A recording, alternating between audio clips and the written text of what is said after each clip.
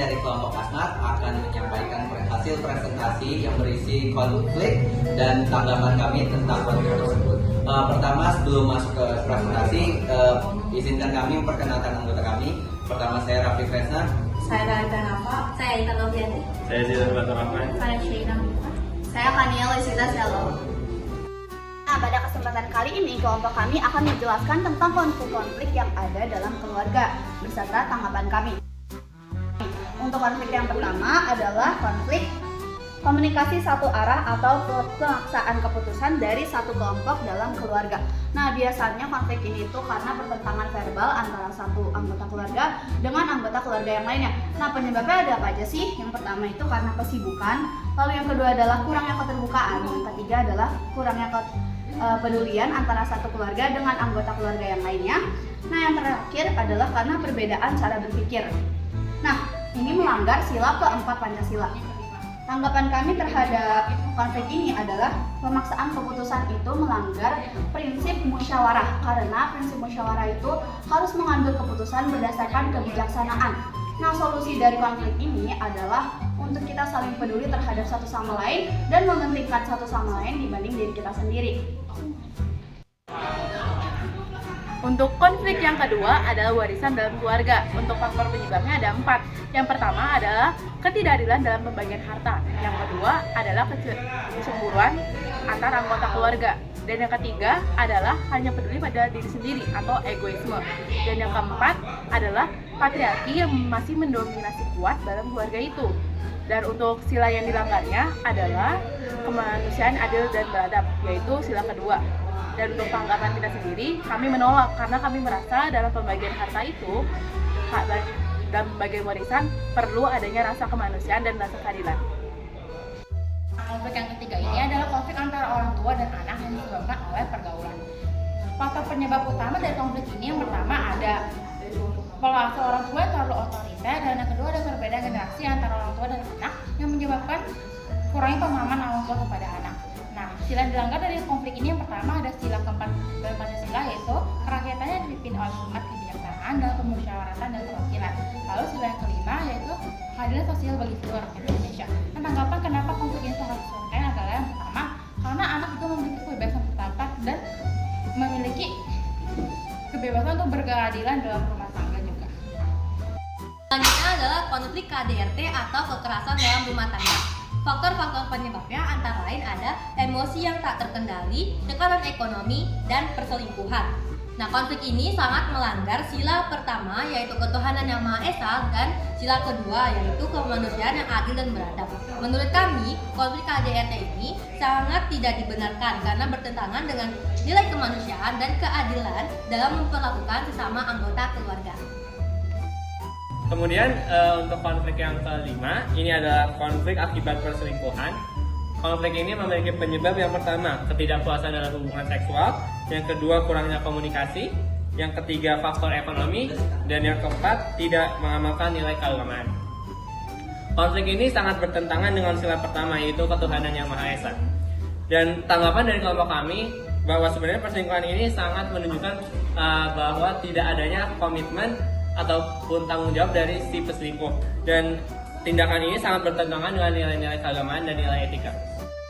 Selanjutnya yaitu adalah perpecahan akibat perbedaan syarat. Jadi sila yang dilanggar ini adalah sila ketiga yaitu persatuan Indonesia. Faktor penyebabnya itu ada banyak. Pertama ada pernikahan antar beda agama, pernikahan antar beda suku, fanatisme terhadap budaya tertentu, kurangnya komunikasi dan kurangnya toleransi. Nah, tanggapan menurut saya adalah untuk masalah SARA ini adalah masalah SARA merupakan masalah yang sebenarnya sepele.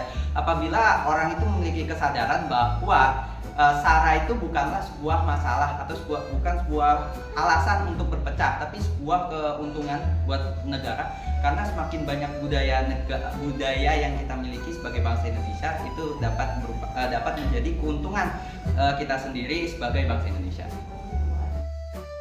Sekian dari kelompok Asmat, kurang lebihnya mohon maaf. Wabillahi taufiq wal hidayah. Wassalamualaikum warahmatullahi wabarakatuh.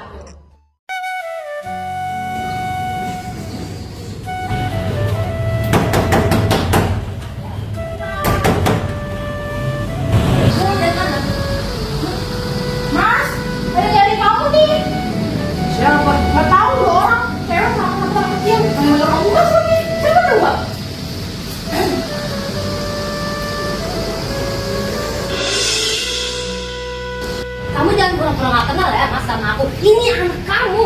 Siapa kalian ini? Kamu jangan pura-pura kenal gitu. Bener dia anak kamu. Enggak, aku akan siapa. Kamu siapa jadi masuk rumah saya? Asal kamu tahu ya, aku nih udah pernah ada hubungan sama suami kamu. Ini anak dia.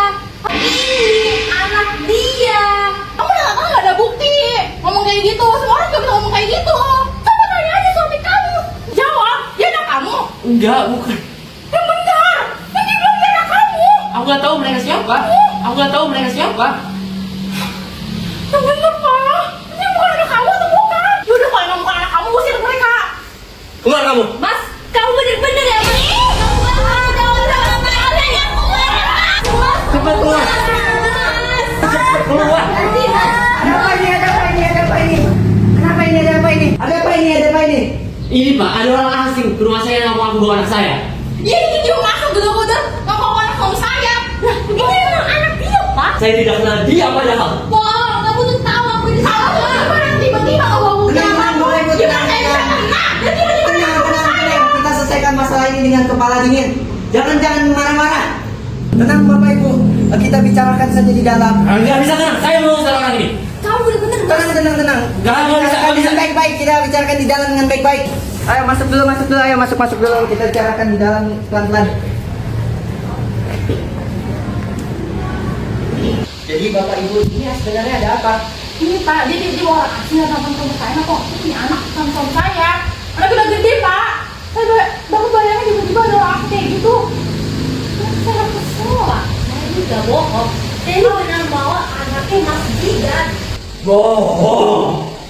Mas, kamu tega ya bilang aku bohong. Kamu tuh udah pura-pura gak kenal. Ya gimana dia pura mau kayak gitu? Kamu aja tiba-tiba datang.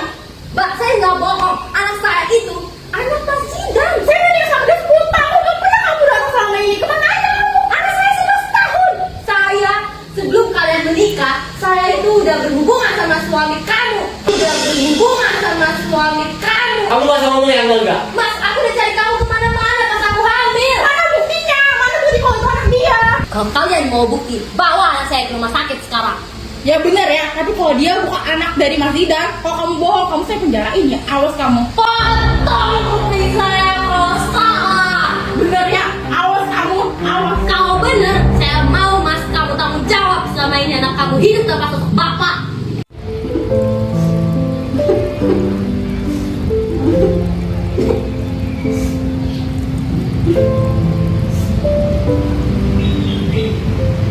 Udah tenang. Kita ke rumah sakit saja buat ngecek. Ya udah kalau bapak maunya kayak gitu, capek saya sama dia. Saya ngomong mulu, nggak ada bukti. Loh, ini mau dikasih bukti. Ya udah, sekarang kan ayo. Ya udah, ayo.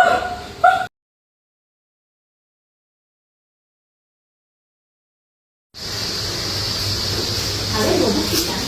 Ini Mas. Lihat dengan mata kepala kamu sendiri.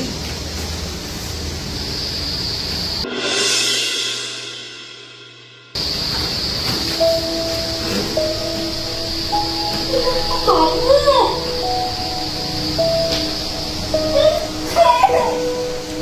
Enggak, aku bisa jelasin. Apa yang mau dilakukan itu buktinya? Buktinya ambil semua sendiri kamu. Kamu jelasin aja udah gitu, Mas. Saya nggak bohong kan?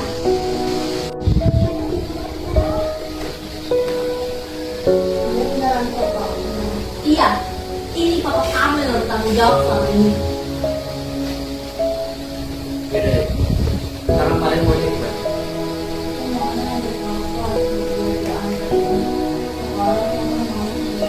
Tuh kamu dengerin, kamu ini sama ini gak ada, ya gak ada tanggung jawabnya. Bahkan finansial tuh kamu gak ada. Malu dong. Oke, nah. Oh, kamu gak bisa bertanggung jawab kepada ayah. Setidaknya kamu harus bisa nafkahin kebutuhan dia. Selama ini 11 tahun aku gak pernah ganggu kamu. Aku kesini itu karena dia selalu bertanya, bapak aku mana? Mana kamu? Gak ada tanggung jawab yang menghilang bagai telan bumi. Baiklah. Kalau gitu, aku akan nafkahi kalian berdua. Tapi aku nggak sanggup kalau